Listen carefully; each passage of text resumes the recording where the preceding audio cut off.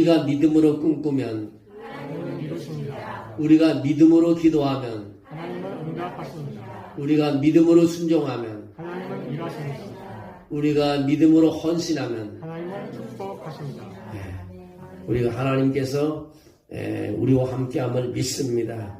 우리가 날마다 이 구원을 통해서 여러분 믿음이 올라가는 믿음이 되기를 주의 이름으로 축원합니다. 2월달 암송 구절을 여러분 주보에 다 했습니다. 한번 같이 해봅니다. 그러므로 시작. 그러므로 하나님의 능하신 손 안에서 겸손하라. 때가 되면 너희를 높이시리라. 너희 염려를 다 주께 맡기라. 이는 그가 너희를 돌보심이라. 베드로전서 5장 6절에서 7절 말씀. 2월달 말씀 꼭 암송하시길 바랍니다. 그래서 여러분 어디 갈 때마다 하나님이 함께함을 느낄 수 있기를 주의 이름으로 축원합니다.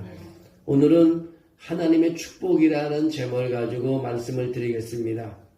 구약 성경에서 아버지가 자녀들을 불러 그들의 머리에 손을 얹고 축복하는 모습을 종종 보게 됩니다.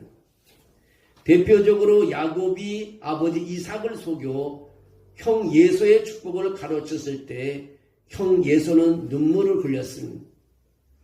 그는 그가 누릴 장자의 축복을 동생에게 빼앗겨 그의 삶이 제한될 것이라는 것을 알았기 때문입니다. 형 예서는 아버지 이삭에게 부당하다고 했어도 아버지 이삭은 그렇게 말합니다. 내가 축복한 것을 되돌릴 수 없다고 말하고 있습니다. 하나님의 모든 자녀들은 이 축복을 기대합니다. 아버지의 축복의 손이 머리 위에 얹어질 때 얼마나 큰 능력이 나타날 것인지를 그것을 갈망하고 있습니다. 성경에서도 다윗도 그렇게 느꼈습니다. 그의 아버지 이새가 그를 큰 인물로 기대하지 않았습니다. 그에게는 재능이 없다고 여겼습니다. 그래서 다윗 자신도 나는 위대한 일을 할 수 없고 축복을 받지 못할 거라고 생각하며 그의 삶을 포기할 수도 있었습니다. 그러나 다윗은 시편 130편 5절에 그렇게 말하고 있습니다. 주께서 여호와께서 나의 앞뒤를 둘러싸시고 내게 안수하셨나이라고 말하고 있습니다. 그 축복이 육신의 아버지보다 하늘 아버지께서 여러분에게 안수하여 축복을 내리신다고 여러분 상상해 보십시오. 성경에서 예수님은 병든 사람에게 손을 얹어 기도함으로 치유하는 일도 하셨습니다. 바울은 디모데에게 손을 얹어 안수하여 복음 전파에 불을 붙였습니다. 아버지들은 아이들에게 축복을 내려주시기 위해 안수를 했습니다. 손을 얹어 안수한다는 것은 권위와 피위의 전환이 순간이 온다는 것입니다. 가장 높은 하나님께서 여러분의 머리에 손을 얹어 축복을 하셨을 때 그것은 그분의 호의고 은혜이며 여러분 앞에 놓인 장애물을 극복하기 위한 약속이 되는 것입니다. 그 누구도 하나님의 축복을 방해할 수가 없습니다. 여기에 열쇠가 있습니다. 하나님이 주신 축복을 그 누구도 가져갈 수가 없다는 것입니다. 그것은 사람들에게서 온 것이 아니라 하늘 아버지에게서부터 온 것이기 때문에 그렇습니다. 여러분 눈을 감고 하나님의 축복을 생각하며 상상해 보십시오. 여러분 앞에 장애물이 너무 커서 앞으로 나갈 수 없을 때 우주의 창조자가 내 머리 위에 안수하신다고 상상해 보십시오. 여러분은 제한받지 않으며 부족하지도 않게 될 것이고 하나님의 손길이 축복하면 거인을 물리치고 불타는 용광로에서 안전하게 살아나오며 막다른 길에 이르러도 홍해처럼 갈라지고 굶주린 사자의 입을 닫게 하실 것입니다. 하나님의 축복의 손길은요 초자연적인 능력이며 그의 호의인 것입니다. 열 수 없었던 문을 열게 되는 것입니다. 그것은 여러분을 안전하게 지키는 보호의 울타리가 될 것입니다. 이것이 바로 하나님의 힘인 것입니다. 제한된 생각을 여러분 하시면요 제한된 삶을 살 수밖에 없습니다. 축복받는 마음가짐으로 축복받는 삶으로 살아갈 수가 있습니다. 하나님이 주신 삶의 축복은요 그 어떤 힘보다도 더 강력한, 오늘 저는 평범한 사람들을 보는 것보다요 축복받는 사람들을 보고 행복한 사람들을 보고 사업과 직장의 번영을 누리는 사람들을 바라보고 있습니다. 성경에 따르면 아브라함은 은과 금으로 매우 부유했고 많은 소떼와 양떼 많은 지팡이와 목자를 가지고 있었습니다. 그 너무 축복받았어. 아브라함은 너무 축복받았어. 사람들이 아브라함의 하나님께 기도했습니다. 사람 중 일부는 아브라함의 하나님을 몰랐고 여호와를 몰랐지만 그들이 아는 것은 이 사람 아브라함이 너무 성공적이고 너무 은혜 받아서 사람들은 그의 하나님을 섬기고 싶어 했습니다. 하나님의 마음은요, 사람들이 두려워할 정도로 여러분을 축복하고 싶어 하십니다. 제한된 생각, 제한된 사고방식을 가지지 말고 이제는 축복받는 사고방식을 여러분 가져야 합니다. 하루 종일 우리의 생각 속에서 아버지의 하나님의 축복을 생각하고 아버지 하나님께 축복해 줄 것을 감사하는 기도를 들으시기를 주의 이름으로 축원합니다. 하나님은 우리의 믿음이 있는 곳에서 일하십니다. 그래서 제가 구호를 만들었습니다. 우리가 믿음으로 꿈꾸면 하나님은 이루시고요. 우리가 믿음으로 기도하면 하나님은 응답하시고요. 우리가 믿음으로 순종하면 하나님은 일하시고요. 우리가 믿음으로 헌신하면 하나님께서 축복하십니다. 우리가 믿음으로 기도하고 믿음으로 꿈꾸고 믿음으로 순종하고 믿음으로 헌신하면 하나님이 움직이기 시작한다는 것입니다. 여러분, 하나님이 움직이면 모든 것이 끝나는 것입니다. 하나님의 축복에 대해 의심하고 부정적인 생각을 가진 사람들의 말은 이렇습니다. 나는 결코 회복할 수 없을 거야. 나는 좋은 사람을 만나지 못할 거야. 나는 미래를 향한 꿈을 절대로 실현시키지 못할 거야. 이런 생각을 버려야 한다는 것입니다. 이런 생각이 들면 하나님을 찬양해야 됩니다. 여러분, 기도하러 나오면서 하나님께 내 기도를 들어주시겠어? 이런 생각 자체를 버려야 합니다. 우린 찬양하며 하나님께 나오며 찬양하며 하나님을 바라보며 찬양하며 하나님의 은혜를 구하는 것입니다. 이삭에게 일어난 일입니다. 창세기 오늘 26장에 보면 이 땅에 큰 기근이 있었습니다. 식량이 부족했어요. 몇 달 동안 비가 오지 않았습니다. 모든 블레셋 사람들은요, 환경이 바뀌어지기를 기다리며 또 기다렸습니다. 이삭도 그렇게 생각해서 아유 어렵겠구나. 살아남으려고 노력해야 하는데 지금은 힘든 계절이 하고 생각할 수 있었습니다. 하지만 이삭은 다른 사람들이 어려움을 겪고 있을 때 자신의 삶에 축복이 자신을 번영하게 만들 수 있다는 사실을 그는 이해했습니다. 블레셋 사람들은 하나님을 숭배하지 않았고 우상을 숭배했습니다. 하나님을 경외하는 사람과 하나님을 경외하지 않는 사람들 사이에는 차이가 있습니다. 하나님을 경외하는 사람들의 삶에는 뭐가 있냐? 축복이 있습니다. 어떤 역경도 이겨내는 것을 주변 사람들이 보고 있습니다. 사람들은 하나님의 사람들에게 뭔가 다른 점이 있다는 것을 금방 알아차립니다. 그들이 불평할 때 하나님의 사람은 서로 칭찬을 합니다. 그들이 걱정할 때 하나님의 사람들은 평안을 가지고 기도하며 찬양을 합니다. 이삭은 기근이 한창일 때 밖으로 나가 농작물을 얻기 위해 씨를 뿌렸습니다. 주변의 이웃들이 말합니다. 이 사람이 왜 이래? 물도 없고 비가 오지 않는데 농작물이 어떻게 살을 수 있을 거예요? 아무것도 잘할 수 없는 걸 저 친구는 모르는가 봐. 이렇게 생각했습니다. 그리고 그들이 웃으며 놀리는 소리가 이삭의 귀에 들렸습니다. 하지만 12절에 그 해에 이삭의 농작물은 엄청났다고 했습니다. 이삭이 그 땅에 농사하며 그 해에 100배나 얻었고 여호와께서 복을 주셨다고 말하고 있는 것입니다. 여러분, 그가 심은 것은요 100배의 수확을 거두었습니다. 주님이 그를 축복하셨기 때문인 것입니다. 축복이 어디서 왔는지 주목해 보십시오. 물도 흙도 씨앗도 아니었습니다. 그 축복은 하나님이 그를 축복하셨습니다. 시편 121편 1절 2절도 그렇게 말합니다. 내가 산을 향하여 눈을 들리라. 나의 도움이 어디서 올까? 나의 도움은 천지를 지으신 여호와에게서 오라고 분명히 말하고 있습니다. 여러분, 세상이 다 무너져도 우리의 도움은 하나님께로부터 오는 줄로 믿습니다. 하나님은 기근에서 여러분을 도와주실 수 있습니다.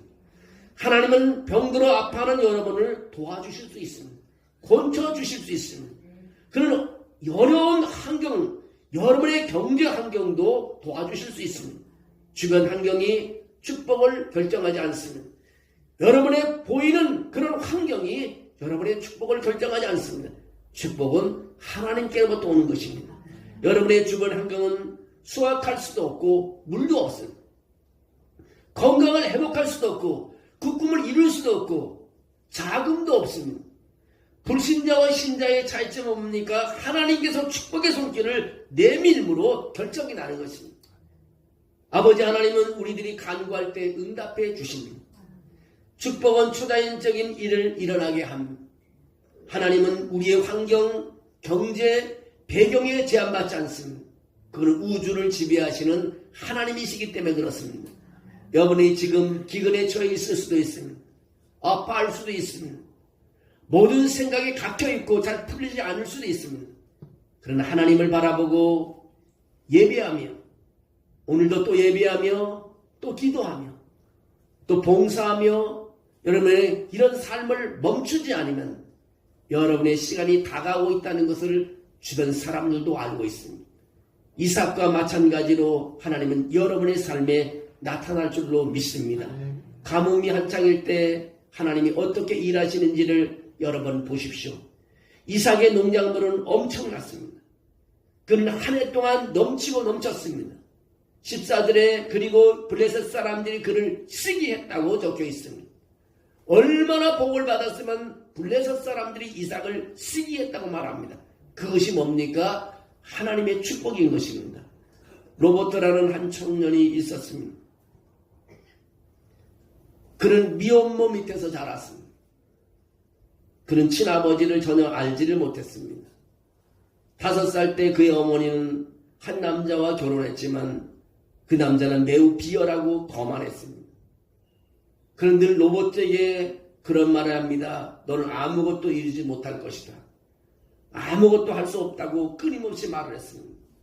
이 어른 로버트는 그런 거짓말을 그대로 믿었고 열등감을 느끼며 매우 불안하게 자랐습니다. 하지만 로버트가 10세가 됐을 때 그의 어머니는 다시 재혼을 했습니다. 이 새로운 계부는 정반대였습니다. 그는 로버트를 격려하며 너는 재능이 있으며 훌륭한 일을 할 것이라고 말했습니다. 고등학교를 졸업하고 그는 마을에서 청소부로 일하게 됐습니다. 그의 새아버지는 로버트에게 다가가서 그런 말을 합니다. 너는 앞으로 어떻게 살아가려고 하느냐고 물었습니다. 그때 그 로버트가 하는 말이 나는 어린 시절부터 너무 오랫동안 구타를 당했기 때문에 미래를 생각하지 못해서 이런 건물을 청소하는 일 외에는 아무것도 할 수 없는 일입니다. 그때 그의 새아버지는 로버트에게 이런 청소일도 귀중하지만 이보다 훨씬 더 많은 것이 있다고 말하며 너의 인생에 대한 큰 비전을 가지라고 말했습니다. 그러면서 그가 로버트에게 약속을 했습니다. 만약 내가 대학에 가면 모든 학비 전액을 내가 주겠노라고 말했습니다. 그 순간 로버트는 그의 마음속에서 무언가 살아나고 있었습니다.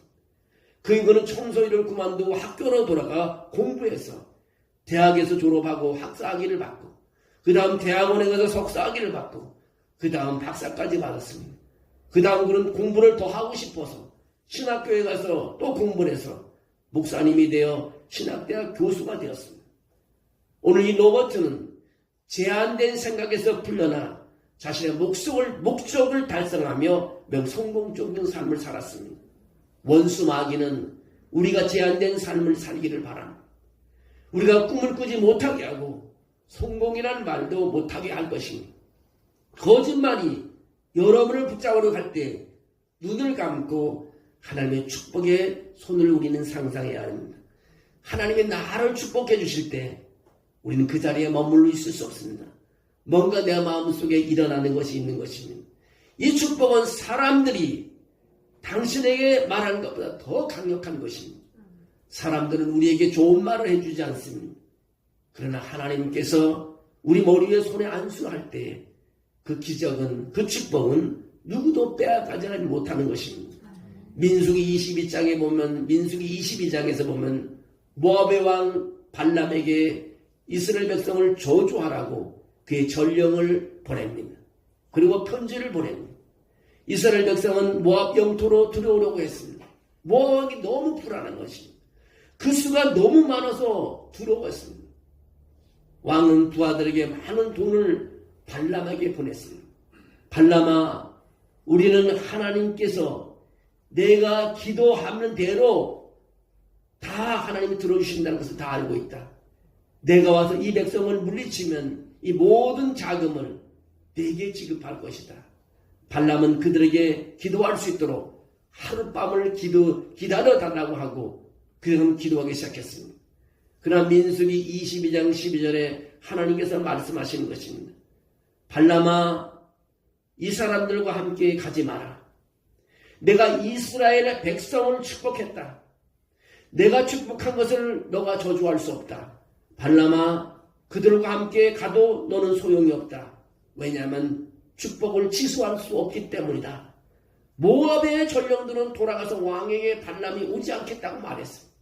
왕은 더 많은 사람들과 더 많은 돈을 보냈습니다. 마침내 발람은 그들과 함께 돌아왔고 왕은 매우 기뻐하며 모든 사람들을 불러들었습니다.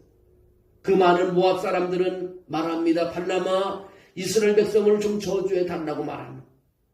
그러나 그는 그들을 저주하는 대신 이스라엘 백성을 축복하고 말았습니다. 이런 일을 3번 반복했습니다. 왕은 너무 화가 나서 나는 그들을 축복하기 위해 너를 고용한 것이 아니라 저주하기 위해 고용한 것이라고 말하고 있습니다. 발람은 진실한 말로 대답을 합니다. 나는 하나님이 이미 축복하신 것을 저주할 수 없다고 모압 왕에게 말하는 것입니다. 하나님은 사람들이 아무리 열심히 노력해도 그들이 무슨 말이나 행동을 하든 하나님의 축복을 멈출 수 없다는 것을 우리에게 보여주고 있습니다. 지금 여러분을 붙잡고 힘들게 하는 보이지 않는 무언가는 지금 물러나고 있습니다. 왜냐하면 하나님이 나를 축복하시기 때문인 것입니다. 하나님은 새로운 차원의 자원, 새로운 기회, 새로운 간격으로 풀어주실 것입니다. 어떤 젊은 부부의 간증입니다. 그들은 집을 팔려고 부동산에 집을 내어놓았습니다.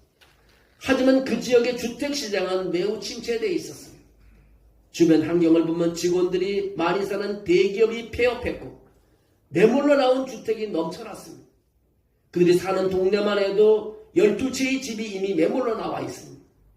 집을 파는데 걸리는 평균 시간은 1년 반 정도였습니다. 부동산 중개인은 긴 과정을 거쳐야 하며 경제적인 가치가 떨어질 것이라고 말했습니다. 보통 사람들이 보기에는 경기가 좋지 않았지만 그러나 하나님은 초자연적인 능력이 있는 것입니다. 하나님이 그들 부부의 삶에 부여한 축복은 적절한 사람들이 꼭 찾아오게 할 것이라는 것입니다. 매일 아침 이 젊은 부부는 낙담하고 실패한 생각을 하지 않고 대신 그런 기도를 했습니다. 아버지 하나님, 우리 부동산을 돋보이게 해 주심을 감사합니다. 매수자를 데려와 주셔서 감사합니다라고 늘 생각날 때마다 기도했습니다. 여러분, 6주 후에 그들의 동네의 매수자들이 매매계약서를 가지고 왔습니다. 새 주인들은 이 동네의 모든 집들은 가치 있고 앞으로도 개발될 것이라고 말하면서 특별히 이 집은 눈에 띄게 무언가 있다고 하면서 우리는 여기서 평안을 느꼈고 우리의 집이라는 확신이 있다고 말하면서 계약을 하자고 하는 것입니다. 이것이 바로 하나님께서 그들에게 주신 축복인 것입니다. 다른 이웃들은 모두 어떻게 이런 일이 일어났냐고 생각하면 머리를 긁어댔습니다. 하나님은 사람들을 부러워하게 만드실 줄 아십니다. 그분은 다른 사람들이 여러분의 삶에 대한 호의를 볼 수 있도록 여러분을 축복하고 싶어 하십니다. 이스라엘 백성이 노예 상태에 있을 때 바로왕은 하나님께서 이 재앙을 계속 보내셨음에도 불구하고 이스라엘 백성들을 바로왕은 놓아주지 않았습니다. 하나님께서 바로에게 말씀하십니다. 출애굽기 9장 16절에 그렇게 말합니다. 내가 너를 세웠으면 나의 능력을 내게 보이고 내 이름이 온 천하에 전파되게 하려 하였음이니라. 내가 여전히 내 백성에게 앞에 교만하여 그들을 보내지 아니하느냐. 내 이맘때에 내가 무거운 우박을 내리니 애굽 나라가 세워진 그날부터 지금까지 그와 같은 일이 없었더라고 말합니다. 때때로 하나님께서 어려운 상황에 처하도록 하실 때도 있습니다. 그렇다고 해서 축복이 없다는 뜻은 아닙니다. 축복이 우리를 이끌어 주시고 여러분을 이끌어 주십니다. 하나님 그 상황을 이용해 그의 능력을 모든 사람에게 보여주기를 원하는 것입니다. 사람들이 그 상황이 어떻게 돌아가는지, 어떻게 역경을 거스는지, 어떻게 더 나은 위치를 얻었는지, 어떻게 연기 냄새 없이 나온지를 보면 그들이 하나님의 살아계심을 알 수 있습니다. 이 거대한 우박을 그들의 억압자에게 보냈습니다. 바로 왕에게 보냈습니다. 출애굽기 9장 26절에 애굽 전역에 우박이 없는 유일한 장소는 이스라엘 백성이 살았던 고센 땅뿐이었다고 성경은 기록하고 있습니다. 여러분의 삶의 축복은요, 보호의 울타리에 있는 것입니다. 1000명은 당신 곁에 10,000명은 오른쪽에 떨어져 넘어질지라도 그 축복은요, 여러분에게 그것을 막아줄 것입니다. 무슨 일이 일어날지 걱정하고 두려워하며 살 필요가 없습니다. 하나님께서 여러분을 손바닥 안에 두고 계십니다. 아무것도 여러분에게서 빼앗아갈 수 없습니다. 사도 바울은요, 이 축복을 경험했습니다. 사도행전 28장을 읽어보면 그는 로마로 가는 길에 멜리데라는 무인도에서 난파당했습니다. 그는 불을 피우기 위해 나무를 주우러 갔습니다.